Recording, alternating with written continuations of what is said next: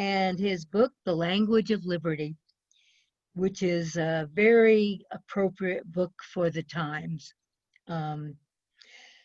Ed had spent 3 decades.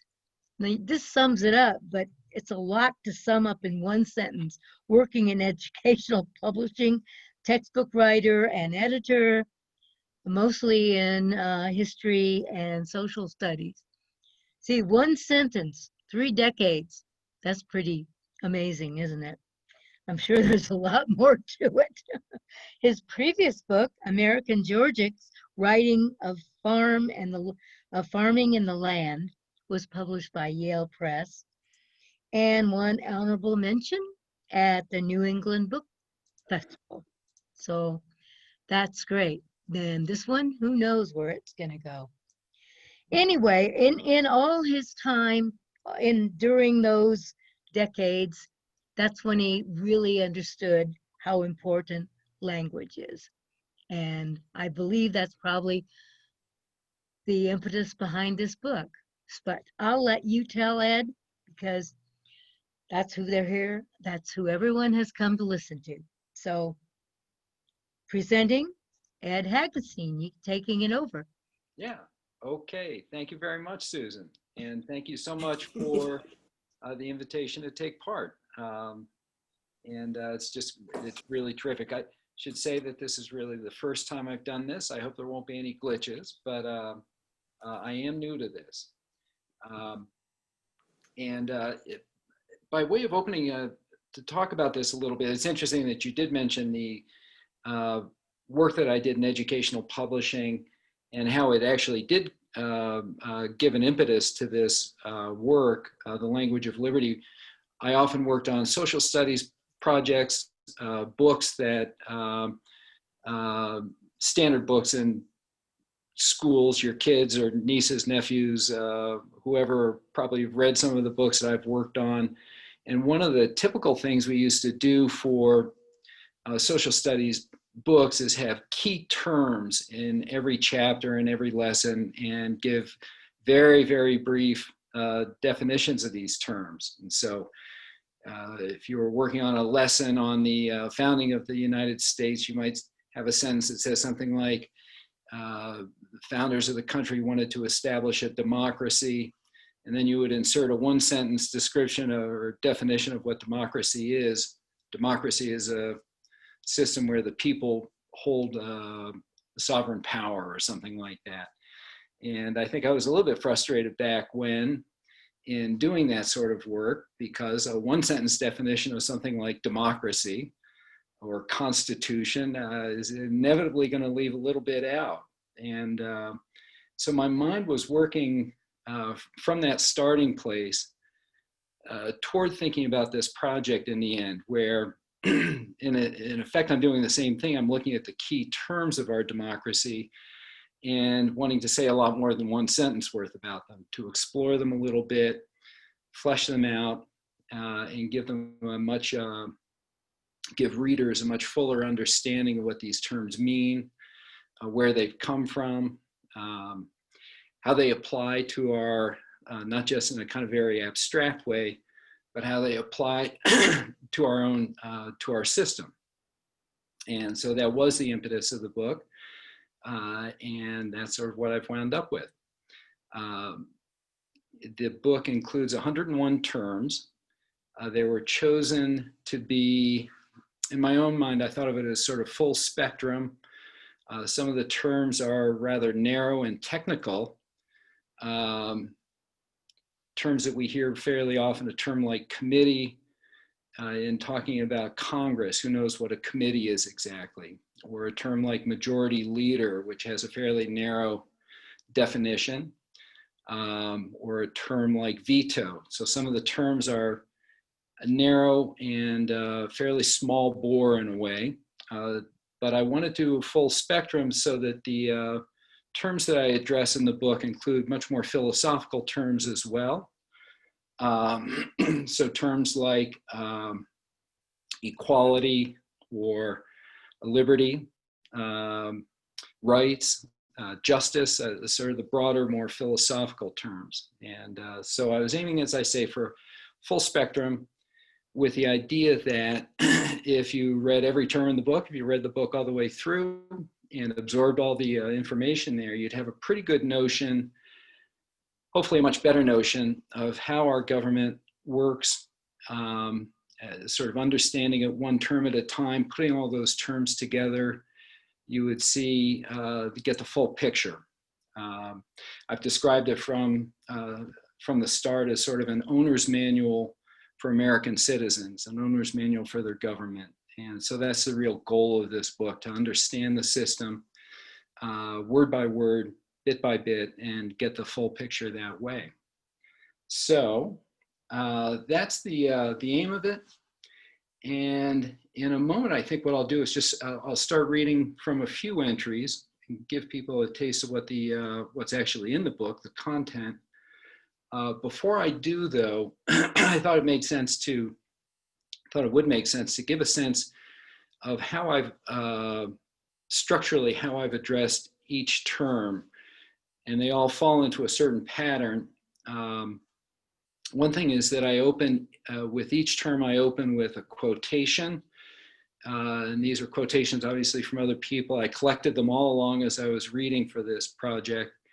And I like to use them because they focus attention on something important about the term I'm dealing with. And so each term will get that quotation. And then as I enter into the definitions and descriptions of each term, one thing is that they sort of fall into sections. Typically an opening section for each term will give a little bit of a definition, and then succeeding sections will develop those ideas a little bit and take the exploration further and further, in some cases away from the definition, to give a little bit more context. So those are sort of the ground rules, I guess, as we enter into the reading itself here. And I thought it was a little bit of a challenge to decide which terms to do today, but I thought I would start with the term constitution. It seems applicable to where we are these days in terms of our national political life and where we are in terms of our times. So this will be for the term constitution. Pardon me. And the opening quotation comes from Thomas Paine, who was the patriot, famous patriot of the Revolutionary era. And he said, quote, "A constitution is not the act of a government, but of a people constituting a government," end quote. And here's my entry. It begins this way. We might associate the word constitution with dry, complex lessons from school, mostly forgotten. But there is drama in the word as well. In 1938, C.H. McElwain, a leading constitutional historian, was aware of this. Quote, "The world is trembling in the balance between the orderly procedure of law and the processes of force," he wrote. And continuing the quotation, "For perhaps never in its long history has the principle of constitutionalism been so questioned as it is questioned today." And again, that was 1938. Those processes of force have tempted political leaders since humans learned to distinguish law from raw power. But the mid-20th century was a time of special danger. As he delivered the words above, several of the world's advanced nations, including Germany, were shedding legal traditions and succumbing to a sinister lawlessness. Germany's lawlessness in 1938 was not anarchic. Indeed, German society was highly ordered and even lawful in its way. But under Nazi rule, its government was lawless not only in depriving an estimated 6 million Jewish minority citizens of their rightful protection by the state, but of subjecting them to genocide. The government was unconstrained by the basic law that ought, by all rights, to have held it in check, its constitution. Constitutions provide law of a particular kind.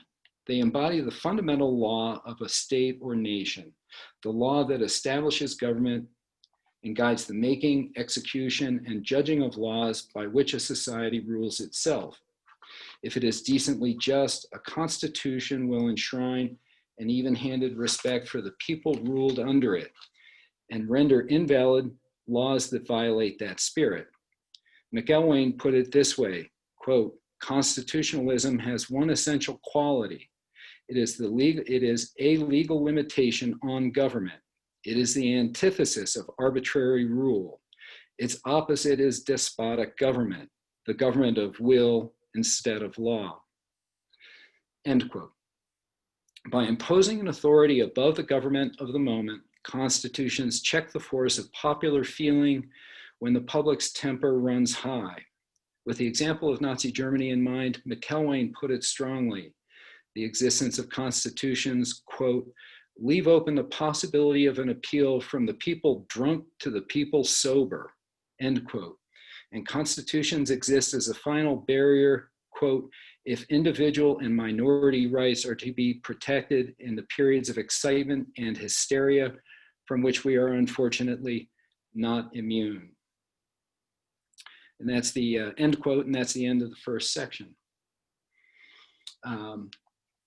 This next section I think I'm going to skip over. It has to do with the period of our founding, how the Constitution itself came to be written, and even more importantly, in a way, how it came to be accepted as the Constitution, that is through the process of ratification, submitted state by state for approval. It was a difficult process with lots and lots of public debate and argument, and finally voting state by state for acceptance or ratification. So I'm going to skip that, but maybe keep that in mind that I have been talking about the actual creation of the Constitution and its acceptance. So I'm going to begin the final section this way. Creating a constitution with real authority is a severe challenge, but to maintain a constitution's authority through the ups and downs of history is another matter. There is a necessary tension that runs through the life of any constitution, a catch-22 of sorts. For their authority, constitutions rely on the will of the people, even as the people evolve. Yet the very purpose of a constitution is to anchor society when popular opinion threatens to throw it off course. Speaking of the national constitution, scholar Walter Burns wrote, "It is not so much that the Constitution must keep in tune with the times, but rather, quote, that the times, to the extent possible, must be kept in tune with the Constitution. Why otherwise have a Constitution?" End quote. The measure of a Constitution's usefulness comes when the people are most tempted to violate it. In the 1930s and 40s, for example, the 1930s and 40s, for example, provided economic and social crises that pushed nations over the brink of constitutional limits, with fantastically regrettable results in Germany, among others. The United States, by comparison, came through the storms of the mid-20th century in good constitutional health, despite lapses. And here I have a footnote that cites the Japanese internment. Here, to a degree, the times were kept in tune with the Constitution, as it were. Our political institutions did not collapse, nor did society give way entirely to the sort of demons that plagued Germany. We should be grateful for this even today and consider the sources of our constitutional stability. Partly, success begets success, and the Constitution has performed well for more than 200 years now. But its force has always depended at a deeper level on the faith of the people. The Constitution works because most people believe in it, enough that they abide by the laws and judgments formed under its aegis. This faith may be expressed sentimentally at times.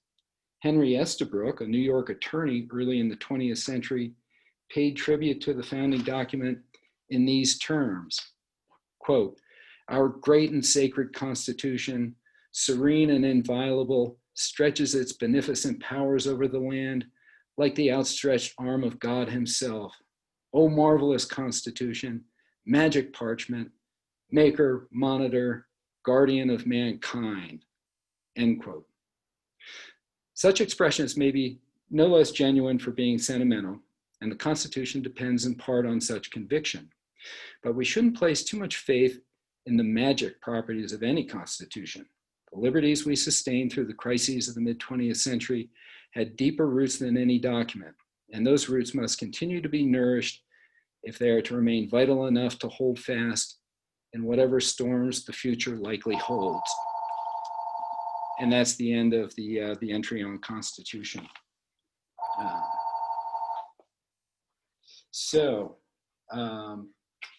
Maybe just a quick comment or two. I guess we can all sort of wonder a little bit and reflect on whether we're in one of those periods of what C.H. McElwain called drunkenness. He had another term for it, but whether we're really, it feels like a stormy time in terms of our Constitution. And it's worth reflecting on how vital our roots are and whether it's going to hold. I think it will, but it's worth wondering a little bit how we are doing in terms of our constitutional health as a society these days. And maybe just one other quick note about that entry. In taking on this project, I felt all along that it might be a benefit to people and to our constitutional health in a way as a sort of an effort towards civic education, that my writing of this book and getting it out there might be good for people. And one of the things that was on my mind increasingly over time is if we need civic renewal, if we need to rededicate ourselves to the education, our resources are fantastic. C.H. McElwain was a brilliant guy, the most honorable sort of scholar. And there are many people out there that I discovered in reading for this project, like McElwain, who can be great resources in the future if we're looking to renew our understanding of these matters. So that is Constitution. I don't know if it makes sense to open this up for any quick questions now, or whether I should just jump right in for the next entry, but I'm willing to do either. Well, if anyone has a question, pop up now, or not forever hold your peace, but just till he's finished with the next part. Janet, are you raising your hand? Unmute yourself, Janet. I'm going to signal her. Janet, unmute.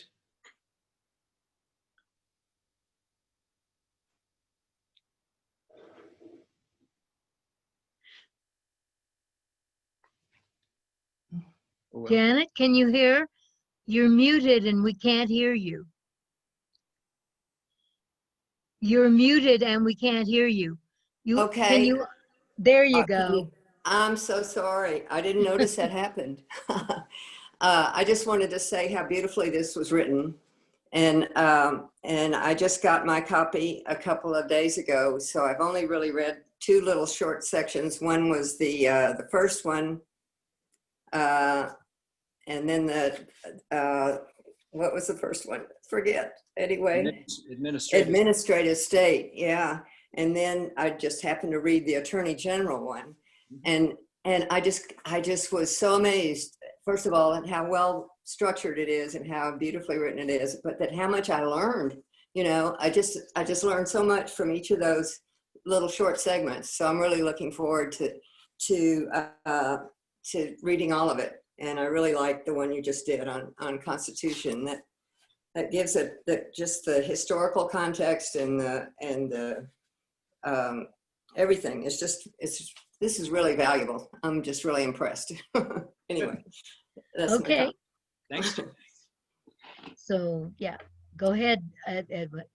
Okay, the next one I thought I'd read today is for the term Senate, and maybe I'll make a couple of comments at the end of it, but I thought it was appropriate, again, to our current political circumstances. So the term Senate, as I say, all these have an opening quotation, and this quotation comes from the infamous Aaron Burr, and it goes like this: He was addressing the Senate, by the way. Quote, "This house is a sanctuary, a citadel of law, of order, and of liberty. And it is here in this exalted refuge, here if anywhere, will resistance be made to the storms of political frenzy and the silent arts of corruption.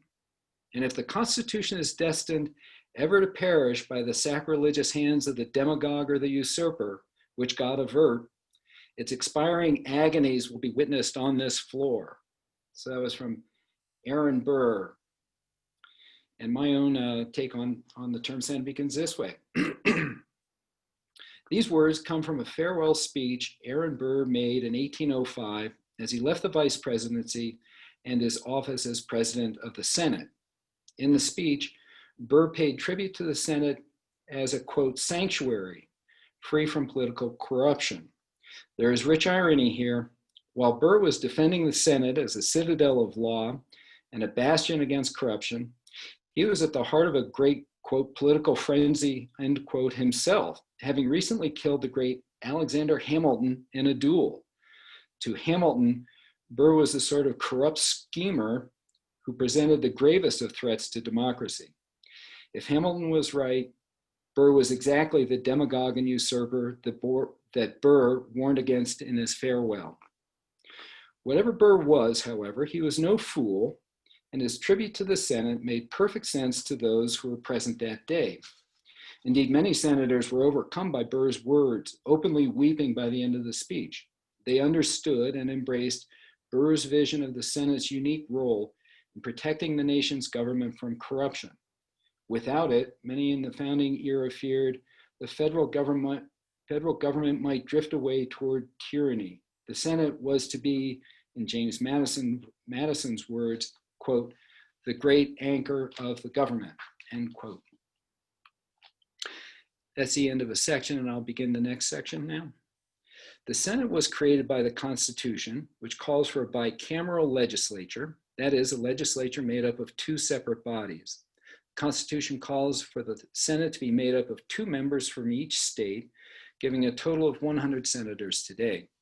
Since each state has equal representation, states with small population wield relatively greater power in the Senate than in the House of Representatives, where membership is proportional to population. Fearing the potential power of big states over the small, the framers constituted the Senate as one of the government's bulwarks against the tyranny of the majority. Though the Senate is part of the legislature and no laws can pass without going through it, Article 2, Section 2 of the Constitution also gives the Senate powers that are more in line with the executive branch and function. The Constitution mandates that the Senate vote on treaties negotiated by the President, which must pass by 2/3 to take effect. The Senate also has a role in confirming men and women nominated to serve as judges in the federal courts, as ambassadors, and in certain other high-level offices. That's the end of another section. And the next one begins this way. Today, we might lose sight of the Senate's distinctive role and think of it as roughly the same as the House of Representatives. However, the senators who listened to Aaron Burr's farewell would have had a thorough understanding of what a Senate is, likely knowing something about the term's long history. The word, taken directly from ancient Rome, is related to various others with the same Latin root, such as senior, seniority, and senile. The Roman Senate was a body made up of elders, patriarchal leaders from prominent families who were assumed to embody certain virtues necessary for the guidance of a republic. One of our own senators, Robert Byrd of West Virginia, spoke to this point, describing the ideal senator as, quote, not the swiftest of the swift, nor the strongest of the strong, but the wisest of the wise. That is the reason they were to be old men. They were to have had the experience of a lifetime with lessons learned from the hard school of experience for their guidance, end quote. Many governments over the 2,500 years since the founding of Rome have included such bodies in their governments. The House of Lords has played a similar role in British government. Almost all of our state governments also include a Senate. Only Nebraska does without one. In every case, the notion of a Senate suggests certain qualities. Ideally, Senates bring a steadying influence to the governing of institutions, a voice of experience, as Bird said, from men and women who will speak for long-term interests rather than short-term gain. Embodying the wisdom of experience, senators should be above the daily fray of governance, independent of the shifting currents of political passions. The Constitution's provisions for the Senate reflect this understanding. For example, it limits senators to people aged 30 years and older, thereby ensuring some worldly experience. For the House of Representatives, by contrast, the lower limit is 25 years of age. The Constitution also calls for longer terms in the Senate, 6 years, than in the House of Representatives, whose members are elected every 2 years. Longer terms in office give senators more time between elections, loosening the grip of electoral politics on their judgment. Buffered from direct Democratic pressure, the Senate would be better able to make difficult, unpopular decisions when the times demand them. That's the end of the section. I'll read one more section about the Senate because I think it'll say something important about where we are today. And it begins this way. Doing its job puts the Senate in a tough spot. Its mission in our government is, in part, to do the unpopular thing. On a big scale, the Senate is the part of our government that is meant to slow the pace of lawmaking, to be a sticking point where legislation can be held in place for closer scrutiny. This is the logic behind the Senate's quirky rules. The most familiar of those rules are those that allow filibusters. A filibuster happens when a senator takes the floor as part of a debate and in effect refuses to yield.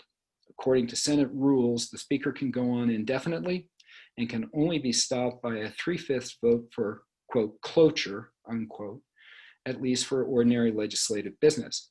Just the threat of an endless filibuster can force a bill to be pulled from consideration. One other Senate rule accomplishes something similar. This rule allows senators to attach non-germane amendments to bills under debate. So a senator who dislikes a bill can add amendments that have nothing to do with it. By introducing unrelated content, a senator can slow the progress of the bill, perhaps to the point of killing it altogether. Rules allowing filibusters and non-germane amendments give individuals or small groups of senators crucial power over the Senate's work. As one historian put it, quote, "The Senate is a shrine to the rights of the political minority, and its rules confer considerable power on it to thwart the will of the majority." End quote. A former Congressman, John Culver, put it more acidly, quote, "If you just want to be unpleasant and have a temper tantrum, and if you just want to be excessively self-obsessed, you can have a field day in the Senate. You can break all the toys in the sandbox if that's what you want. The rules of the Senate are congenial to permitting the least consequential member to shut the place down if he's smart enough or willful enough to do it." End quote. In my thinking, why I thought the term Senate might be useful now is, of course, with the what appears to be certainty, but at least the likelihood that the presidency will be held by a Democrat and the House of Representatives held by the Democratic Party, that the Senate will be probably put in a place will be in a position to do exactly what the commentators were describing here, to sort of slow up all business, to derail business if it can. And I think it's going to be interesting to see how this works out in coming years, that the Senate will be this sort of monkey wrench was constitutionally designed to be a sort of monkey wrench, possibly in the works of governing and lawmaking. And I expect that even if the Democrats wind up with a majority in the Senate or equal status with the Republicans in the Senate, those rules that allow it to sort of derail things, the filibuster rule and the non-germane rule, and the power that individual senators and small groups of senators can wield, that's going to be a real focal point of public attention in coming years. I would think the next 2 years anyhow. So I thought it was an interesting term from that from that perspective. So let's shift gears a little bit and try and find the next one. Is that Janet waving?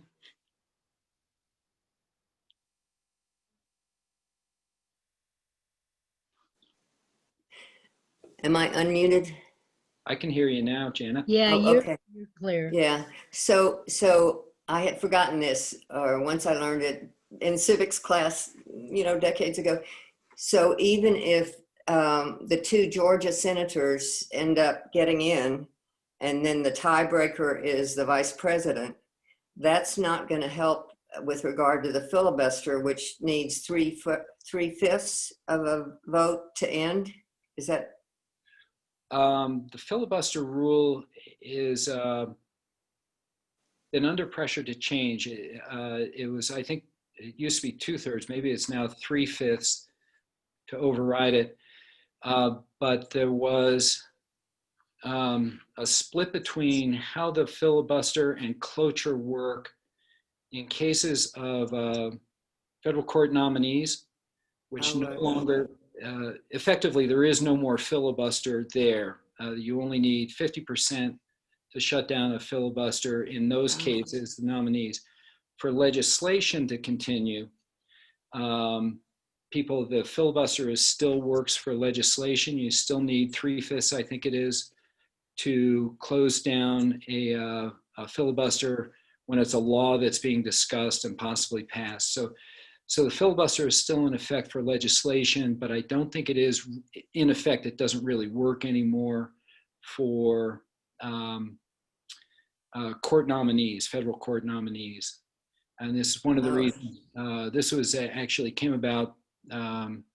Harry Reid, back in the Obama years, was frustrated by Republican filibusters of nominees, court nominees, and got a rule change, which in effect negated the filibuster for nominees, those nominees.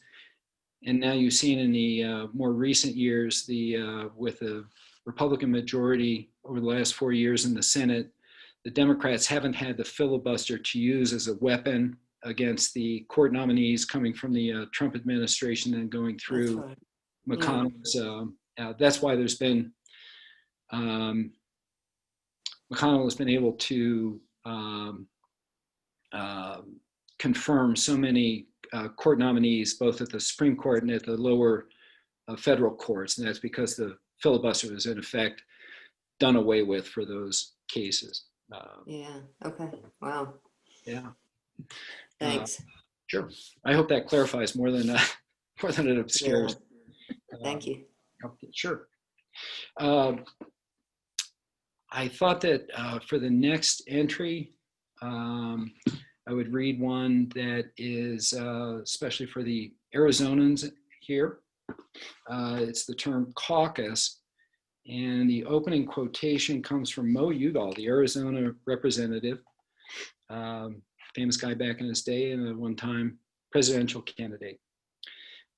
So the opening quotation from Mo Udall, quote, "Do you know how to tell the difference between a cactus and a caucus?" End quote. And then I begin.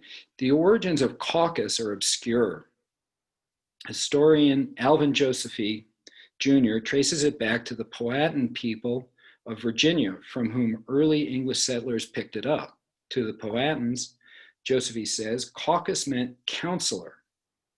But the term's early history is more strongly linked to colonial Massachusetts, where its modern meaning took shape.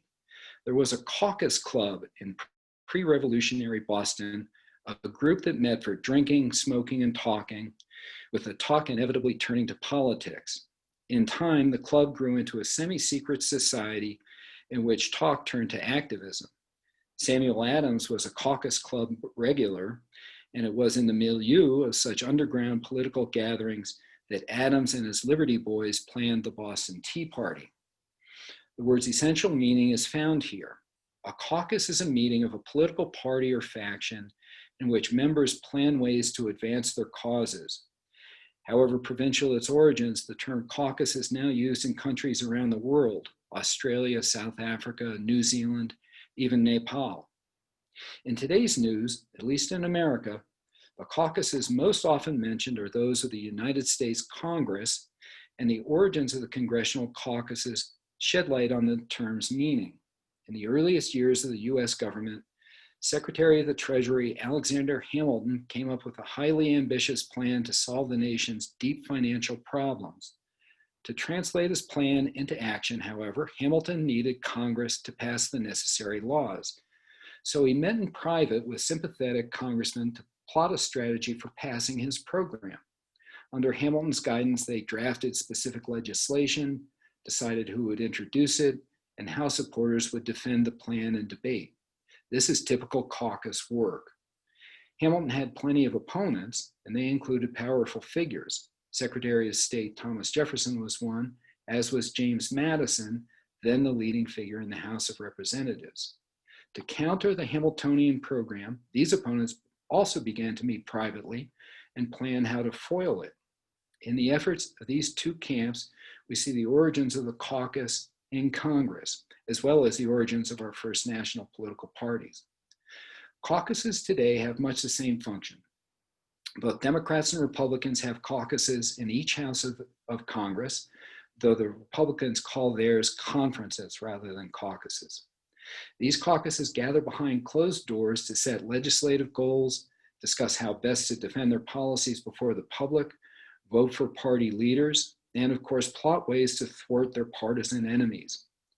Party caucuses in Congress can be convened whenever necessary, but are always held after elections when new members arrive in Washington. In the House, for example, the majority party, the one with the most representatives, will hold a caucus to elect a majority leader and a majority whip. They also elect a caucus chair who will run the caucus meetings during that session of Congress. The majority party in the House will decide on its choice for a Speaker of the House, though he or she will be elected by a vote of the whole House. The party out of power will hold a caucus as well, in which it votes for minority leader, a minority whip, and a caucus chairperson. It's worth noting that there are congressional caucuses that are not party-based. Caucuses can form wherever members of Congress share legislative goals or some sense of solidarity with other members. There is, for example, a Congressional Black Caucus, which seeks to unite and strengthen African American voices, a Congressional Hispanic Caucus, and a Congressional Caucus for Women's Issues. In addition, there's a long list of caucuses that seek to raise the profile of specific issues within the legislature. The Congressional Caucus on Youth Sports is one example, as are the Congressional Cystic Fibrosis Caucus, the Food Safety Caucus, and the Congressional Rock and Roll Caucus. That's the end of a section. And the next section begins. While caucuses bring together people who share a point of view, they are also the focal point of hot inter-party infighting and backstabbing. Representative Morris Mo Udall was reminded of this in 1971. Udall, an Arizonan, was much admired. Smart, hardworking, and likable, he rose in prominence among House Democrats. After 10 years in Congress, he decided to run for majority leader. In preparing for the caucus vote, he made the rounds of his Democratic colleagues, asking for support and gathering promises for votes. Going into the caucus, he was upbeat. Coming out was another matter. To Udall's surprise, promised votes failed to materialize, and he fell well short of winning.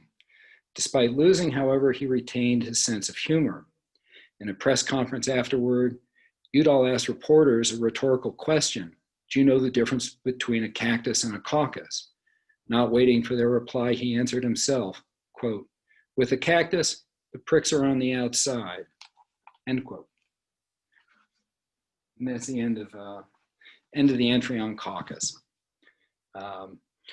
Just a very brief note on that. I had heard that cactus and caucus story from my father as I was growing up. He worked a little bit with Mo Udall in Washington, and just loved Udall, thought the world of him, and loved retelling that story and other Mo Udall stories too. Anyhow, Udall was a great one, and his likes are sort of missed these days in our political world. So I'm going to take a very quick breather before I read the last one that I was really planning on reading, which will be on the term republic. I'm just going to take a sip of coffee. But if there are any questions, I'm happy to answer them.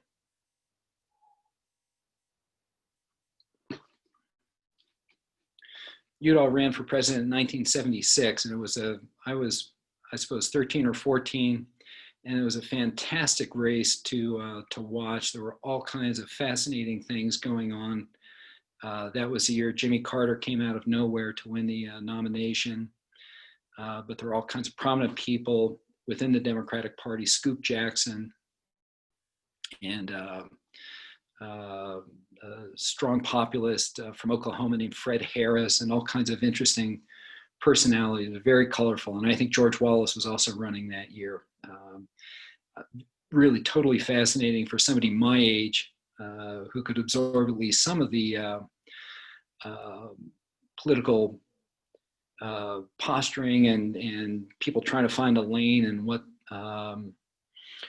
part of what constituency they'd be aiming for. It was just a really fascinating year in politics back then, 1976. So, anyhow. Ed. Yes. Did I understand that right? If you knew about this quote from Mo Udall because of your dad's connection, or is that something that's out there in the, if I looked it up, I could find it too. This seems pretty obscure.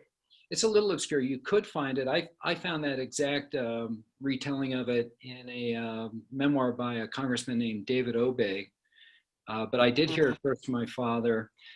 In looking into it a little more, I found out that it was kind of an old Southwestern political joke that Udall didn't come up with himself. It had been out there for 30 or 40 years, probably in Texas. And I don't know if you, Cactus Jack Garner, who was vice president under Roosevelt, might have used it one time. So it goes back, I think, probably before Udall. Oh, okay. Oh, it's really neat. Yeah, it's amusing. Anyhow, I will move on and do the another entry. The next one I'm planning on doing here is the term republic, and I was assuming that would be the last one that I would do today. I've lost track of time a little bit. If we have time afterwards, we can do some more question and answers, or if we want, we can probably find another entry to read. But this will be the one on the term republic. And the opening quotation comes from Montesquieu, the mid-18th century French political philosopher. He was very highly regarded among the founding fathers who quoted him fairly often. Very familiar with his work. Anyhow, the quote goes like this: "Men are equal in republican government. They are equal in despotic government. In the former, it is because they are everything. In the latter, it is because they are nothing." End quote. So the entry begins this way. "Among the achievements of the founding, there is this, that the founders managed to produce a republic, despite the fact that there was no blueprint to build one like it, and indeed little certainty as to what a republic actually was. John Adams, one of the most learned men of that generation, wondered about this in a letter to fellow founder Roger Sherman. He asked, quote, 'What is your definition of a republic?' 'Mine is this, a government whose sovereignty is vested in more than one person,' end quote. If so, however, even a state ruled by some all-powerful council of aristocrats would fit that definition." So Adams's understanding hardly conforms to what we think of as a republic today. During the debates over the Constitution prior to ratification, James Madison offered another definition of republic, and it's worth spelling out. Significantly, he distinguished republican government from democracy. He said, quote, "In a democracy, the people meet and exercise the government in person. In a republic, they assemble and administer it by their representatives and agents. A democracy, consequently, will be confined to a small spot. A republic may be extended over a large region, end quote. No one had previously thought to define it this way. Given Madison's central role in getting the Constitution written and ratified, his definition would seem as authoritative as any American's. And that's the end of the section. The next section begins this way. The strict institutional definition of republic, however, matters less than the term's spiritual connotations. Its origins, which are Latin, help here. Republic comes from res, or things, and publica, or public. In a republic, the government is a public thing belonging to all the people. A republican government reflects the will of the people and is grounded in their active support. Moreover, the purpose of governing in a republic is the flourishing of the whole society. This contrasts with an aristocracy, where government reflects the will of an upper class, and where the flourishing of the best, the aristoi in Greek, is more the measure of political success. The political history of Rome underscores this definition. That history includes the long era of the Republic, followed by its fall and the succession of the Roman Empire. For Rome's historians, the Republic was a period of special greatness, and Rome's strength grew out of its Republican virtues. As those historians told the story, the Republic was a time of rural hardiness and simple virtues marked by deep attachments to family, the household gods, and the patria, or fatherland. Later Roman moralists loved to contrast the virtues of this period with the vices of the empire, its materialism, selfishness, and impiety. This lament might sound familiar, as it has strong echoes in our own history. We too have made the transition from a simpler, more rural past to an era of imperial wealth, and we too worry about the loss of old virtues. Even in the 1780s, Patrick Henry feared that we're on our way, quote, from a simple to a splendid government, end quote, and looked back on a time when Americans were devoted to ancestral liberties. Quote, but now, he wrote, the American spirit is about to convert this country into a powerful and mighty empire. Such a government is incompatible with the genius of republicanism, end quote. So there were Americans who rued our decline even before the Constitution itself had been ratified and before our first president had taken office. And that's the end of the section. Next section begins this way. Perhaps there is more to such moralizing than mere nostalgia. We might well ask whether a nation such as ours depends on Republican virtues to thrive. That is, whether we can live well as a nation without cultivating a veneration for civic traditions and embracing the sacrifices our shared life requires of us. To understand the question better, we should contrast the Republican view with liberalism. In a philosophical sense, liberalism emphasizes individualism and celebrates freedom from external authorities. It resists tradition and values the private sphere as much as the public, the res privata, we might say, as much as the res publica. This liberalism has also been a cornerstone of American government since the founding. The freedoms granted to personal initiative have given birth to remarkable achievements of all kinds, from business to the arts. Unlike the Roman moralists, we must attribute the success of the American system as much to our liberties as to public spirit, familial pieties, and similar Republican virtues. There's more to be said, however. The two views, Republican and liberal, stand in contrast, but they have been compatible in practice. After all, we've had a liberal republic for 230 years. Perhaps the freedoms found in liberal society depend on the cohesiveness provided by Republican virtues. If so, we should be careful in dispensing with them. And that's the end of another section. And I think I will read the final section, and it starts like this. We might also consider our Republican health from one final angle in light of an older definition of the term. It comes from St. Augustine, the North African who lived under the vast umbrella of Roman imperial rule. Augustine defined a republic as a people, quote, bound together by a common agreement as to the objects of love, end quote.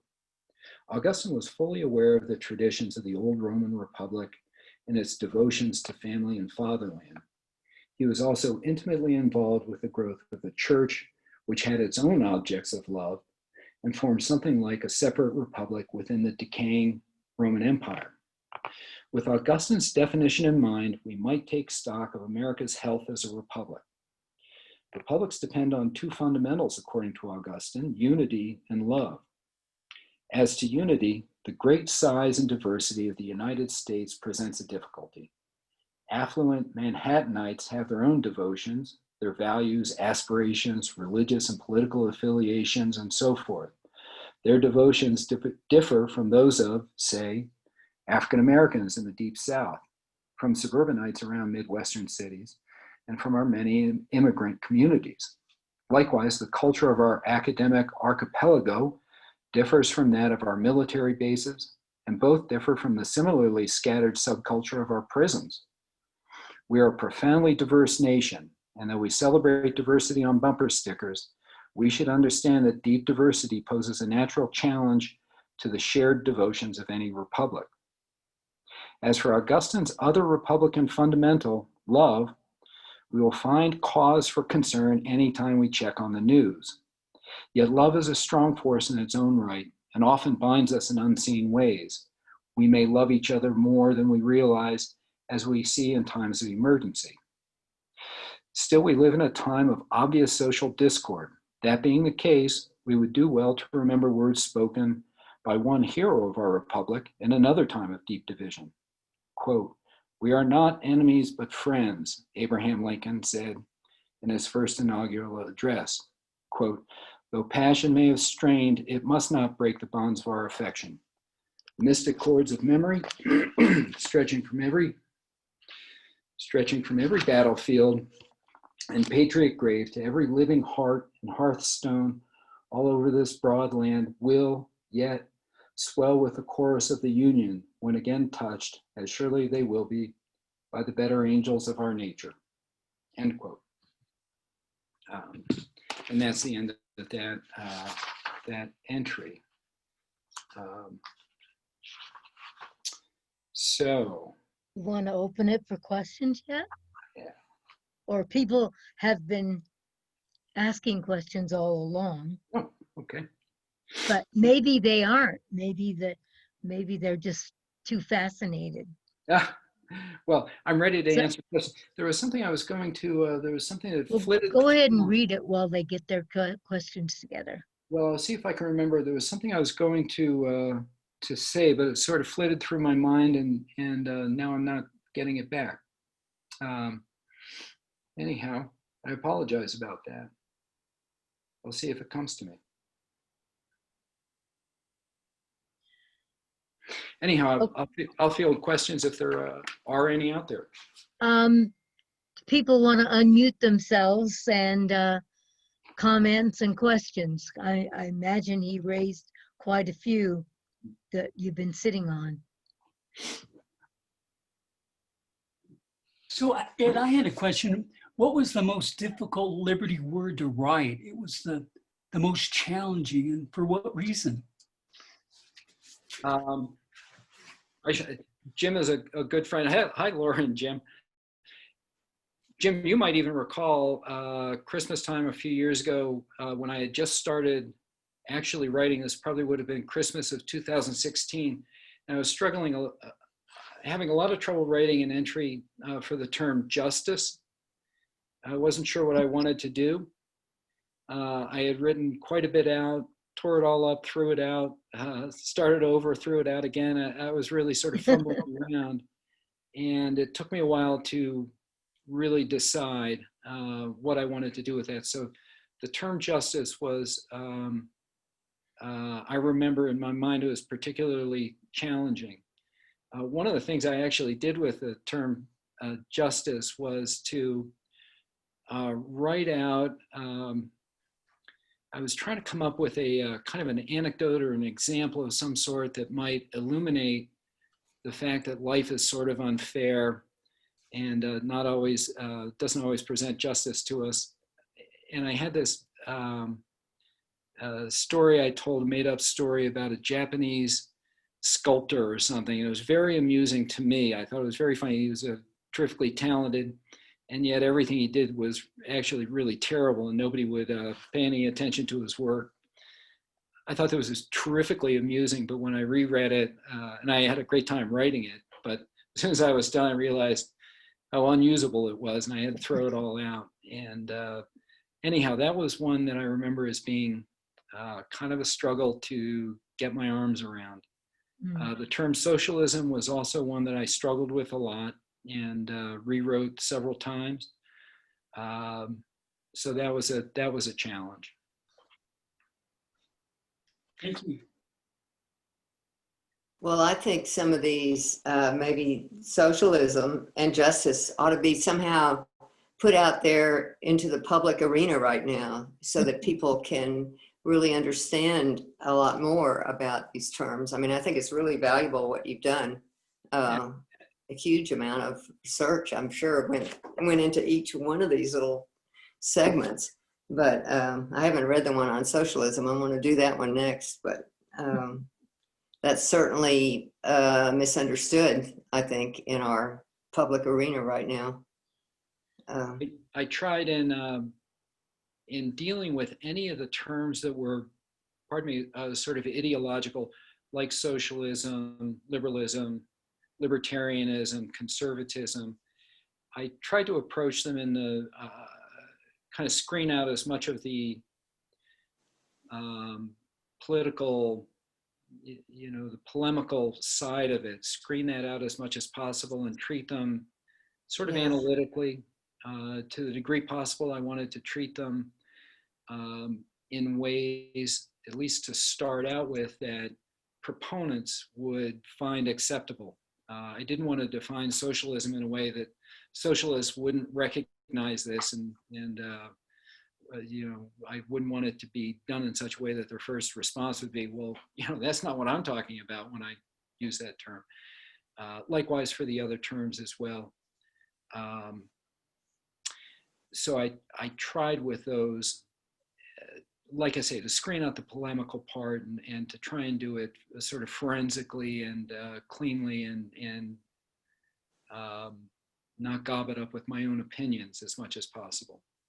But it sounds like the word liberal comes from completely different roots than the way it's used today. In my treatment of the term, I actually treat liberalism as used in two different ways, really. One is the kind of the way it is used polemically, when Rush Limbaugh says, "I can't stand liberalism." He has something in mind, and I wanted to sort of explore what that is, how it's used in the polemical world, or when somebody says, "Yeah, I'm a liberal." In fact, if I can find it here,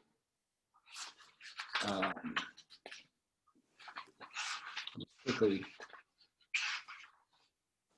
Yeah, my entry on liberalism opens with words from Paul Krugman, quote, "I believe in a relatively equal society supported by institutions that limit extremes of wealth and poverty. I believe in democracy, civil liberties, and the rule of law. That makes me a liberal, and I'm proud of it." End quote. That's from Paul Krugman. So I wanted to give the first half of my entry on liberalism has to do with that sort of polemical use. What do we mean when we see it in the newspapers day to day? The second half of my entry on liberalism treats it in a different way. It's a deeper, longer term, more philosophical meaning of the term liberalism that really goes back to the 17th century and has a different character and different emphasis. So I do both and try to illuminate both for what that's worth. Yeah, it's interesting. Yeah. What other words or questions do we have here?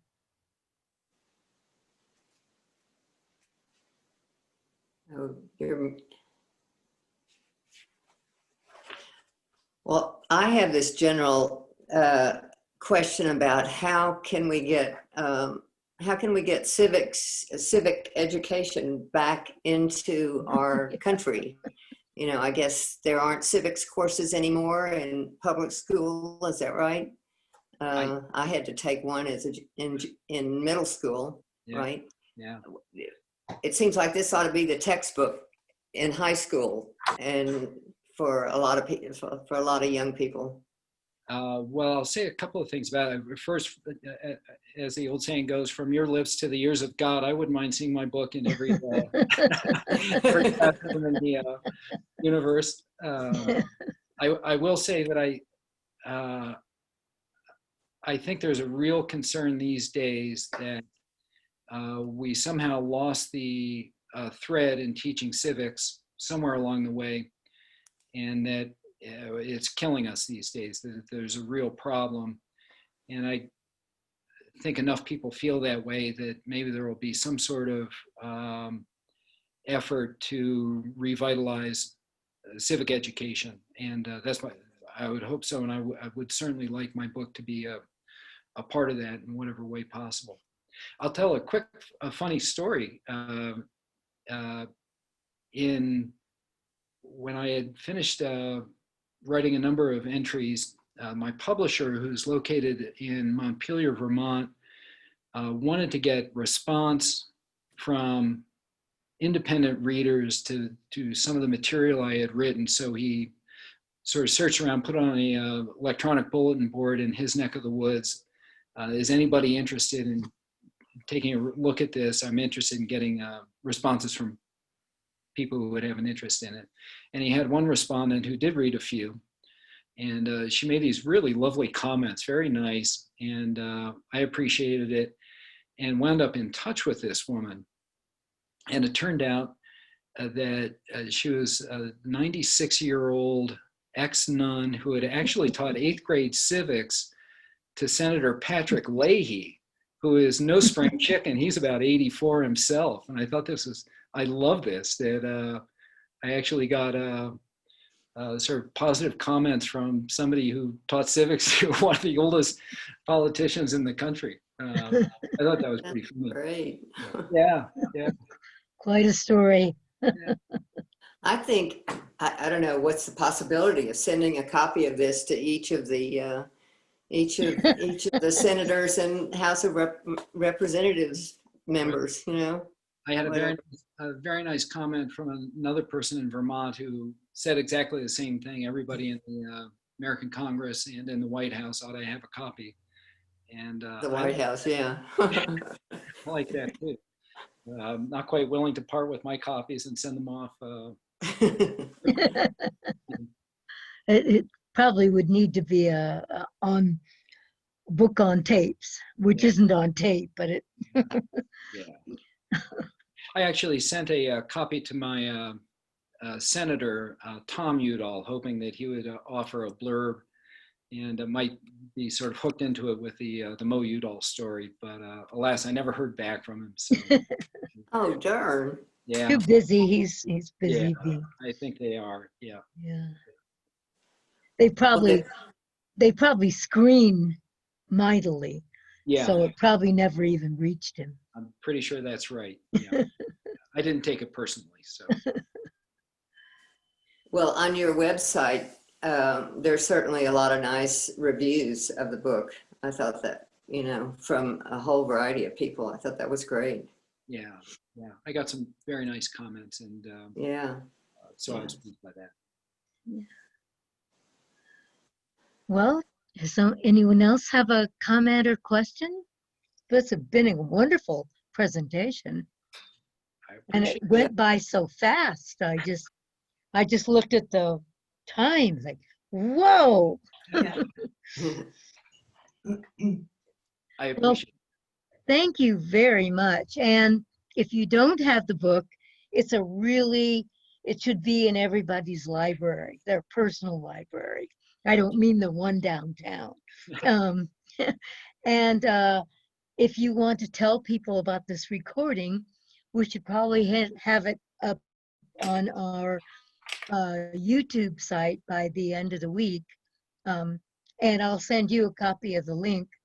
And that way you can share it with people who might want to hear it. They don't have to go to our site.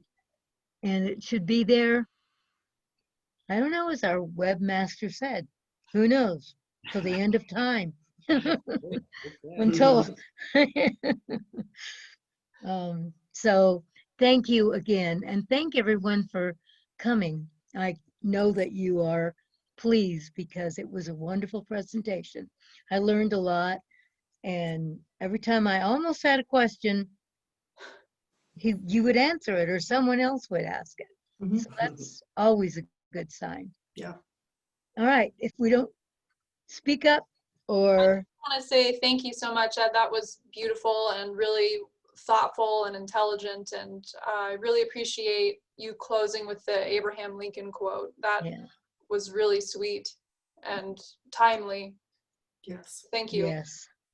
Yeah, it's great. Yep, so direct people to the website so they can at least see it that way and then buy the book. So thank you, everyone, and Thank you. thank you so much, Ed, Thank you and so much. thank you, Helen. Bye-bye. Thank you. Bye.